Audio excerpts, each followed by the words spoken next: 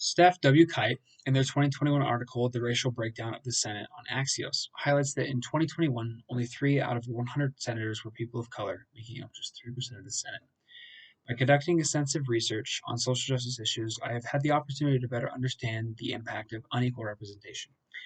Equal representation in Congress is crucial for upholding democratic principles, fostering inclusive policymaking, and addressing the needs of all citizens. The underrepresentation of people of color in the Senate and House of Representatives perpetuates systemic inequality, limits diverse perspectives, and hampers the progress towards a truly inclusive society. Today, I'll introduce you to some recent real world events involving Tennessee lawmakers. We'll examine the current composition of the Senate and discuss concrete examples that highlight unfair treatment of people of color in Congress. In Nashville, Tennessee, a school shooting occurred, resulting in the deaths of 6 people, including 3 children. In response, people in Nashville began protesting, calling for reforms to gun laws. Notably, 3 state representatives in Tennessee, including 2 young black men, Justin Jones and Justin Pearson, along with Gloria, expressed support for the protesters. During a session of the Tennessee legislature, these 3 representatives disrupted the proceedings by leading chants with protesters in the gallery using a bullhorn on the House floor.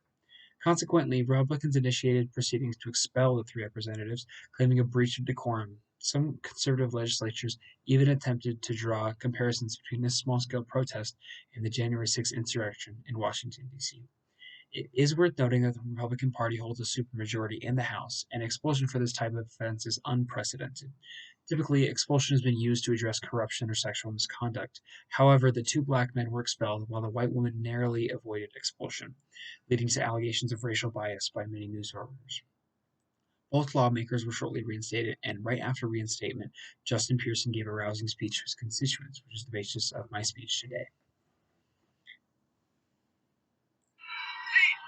They tried to kill democracy.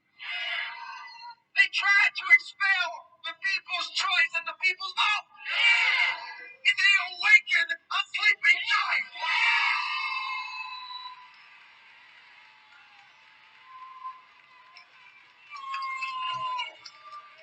They put Gloria Johnson and Justin Jones and me on trial. But they ended up putting themselves on trial. And the people's verdict is back. Guilty. Guilty of white supremacy. Guilty of patriarchy. Guilty of supporting the NRA over people. Guilty of attacking the poor. Guilty of not expanding health care. Guilty of not giving us educational resources. Guilty, guilty, guilty. So, despite the reinstatement of these representatives, the unfair treatment of people of color still persists in our legislature even today. And Justin Pearson's speech tells us we have a lot of work to do, firstly by allowing more diversity into our state halls. So the current composition of the Senate fails to reflect the diversity of the American population. As I stated in my intro, only 3 senators identified as people of color in 2021. This lack of representation hinders the Senate's ability to address the unique challenges faced by marginalized communities.